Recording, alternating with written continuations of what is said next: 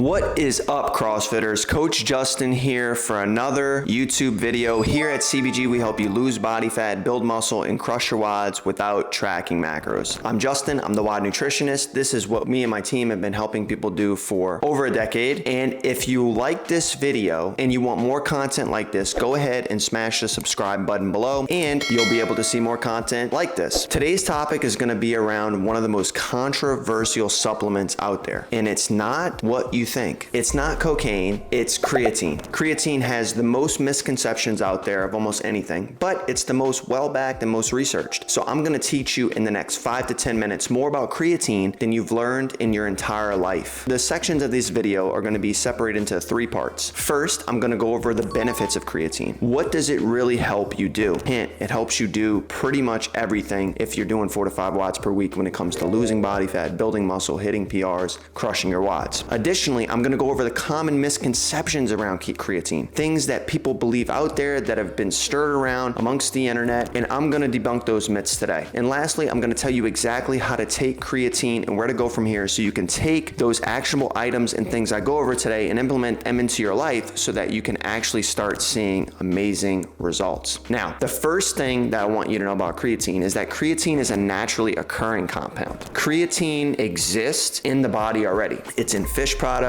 it's in meat products, it's naturally produced by the liver, synthesized by the kidneys and pancreas. It's naturally occurring. So even though you're like scared to take creatine, guess what? You're already on it. You're just not on it in the dosages that allow for you to receive some of the benefits that I'm gonna go over. So creatine is naturally occurring, you're already on it. The point of a supplement is to bridge the gap between what you can naturally get from your diet versus what you can get from the actual supplement. Protein powder is an example. We get a lot of protein from the foods we eat, but it's pretty hard to hit our protein quantities if we're not taking a protein supplement. Creatine's no different. We can get some creatine from our diet, but we can't get enough to provide the benefits, and therefore we take creatine. So the number one benefit of creatine is energy production. The main fuel source in the body in terms of how we produce energy is through ATP, which is adenosine triphosphate. Now, what creatine does is it actually helps you produce more ATP by synthesizing ADP into ATP by adding a phosphate group. Very simple, very easy, scientific jargon. But what this does is it helps with the quick, fast energy bursts in workouts, sprinting, max lifts, and really providing you know what I'm talking about, the extra energy during those PRs so you can actually get stronger. Next, it's also a performance enhancer. Supplementing with creatine has been shown to help with high intensity exercise, strength, and power, which are some of the main components of CrossFit. And so this is another reason that you want to be taking creatine if you want to become more powerful and if you want to hit PRs and get stronger. Also, it increases maximal level strengths, anything from 5 rep maxes and below. Creatine can significantly help with this. This could also mean some gymnastics movements like muscle ups and handstand push-ups, especially if those are in levels of strength types of movements for you. Also, creatine improves overall muscle recovery. Creatine may aid in muscle recovery because reducing muscle damage and inflammation post-exercise, and that allows us as CrossFitters to train more effectively and more intensely over time. Also, creatine provides great hydration benefits. Creatine supplementation is one of the most well-researched. Thousands and thousands of journal articles have come out about creatine, and it's probably the most studied supplement out there, I would say, besides caffeine, if you consider caffeine to be a supplement. And so what creatine does is it actually provides and helps us increase water content within the muscle cell, which is where creatine is stored. When used as directed, it can improve muscle hydration and overall performance during high intensity exercise because hydration is super important for those aspects of training. Also, creatine is abundantly and widely available, and so it's very, very cheap. It's not something that's going to cost you a bunch of money or a supplement that says, hey, this creatine is specifically for women. Let's slap a pink label on it and price it 20 times more than what it's actually worth. No, creatine is safe for everybody, and these are some of the main benefits of creatine, and this is why you should be taking it. Creatine has a distinct benefit for helping CrossFitters, which is why I love it so much. I would say it's the most important performance supplement for CrossFitters, period. There's nothing else better, and so making sure that you take creatine is going to be a way that you can really increase you losing body fat, building muscle, and crushing your WODs in a really simple way. You don't have to reinvent your whole diet. You don't have to change your entire CrossFit workout program or like get a new coach. You just need to start taking creatine. So some of the myths around creatine. The first one is that you need a loading phase. Some athletes, especially when, creatine started to become more popular in the early 2000s, would do a loading phase where they actually take up to 20 grams of creatine per day. And it's just not necessary to do that. Creatine is going to take 2 to 3 weeks to saturate the muscle anyway. And so therefore, it doesn't matter if you take 5 grams or 20 grams to load it into your body. It's getting to the muscle cells, and you're going to be able to make sure eventually over the course of a few weeks that it's actually there, and you should start seeing some of those benefits. Now, types of creatine. There are several different types of creatine out there, like creatine HCl, creatine monohydrate, creatine nitrate. The most effective and cheapest supplement form of creatine out there is creatine monohydrate. It's been studied in terms of its effectiveness, availability, and getting into the muscle cell, and it's the best. So stay away from anything outside of creatine monohydrate. Anything else that somebody says that is better for this or that, don't listen. It's been debunked. It's a myth. Creatine monohydrate is 100% the best. Another thing is that people will say you should lower your carb intake when you start creatine. Maybe this myth came out of some other myths like creatine causes weight gain, it makes you fat, and all these other things, right? It's actually the exact opposite. Creatine with carbohydrates can enhance its absorption into the muscles because also in the form of glycogen are stored inside muscle cells as well. And this can really maximize the benefits of creatine. Now, also people say creatine is a steroid. One of the most persistent myths in the nutrition community and fitness community, and this is false. Creatine is a naturally occurring compound. It's found in foods. It's not related at all to steroids, has a completely different organic structure, and is nothing to do or like any sort of steroid that you would ever take. Steroids are synthetic drugs and they mimic the effects of testosterone. Creatine has nothing to do with steroids. So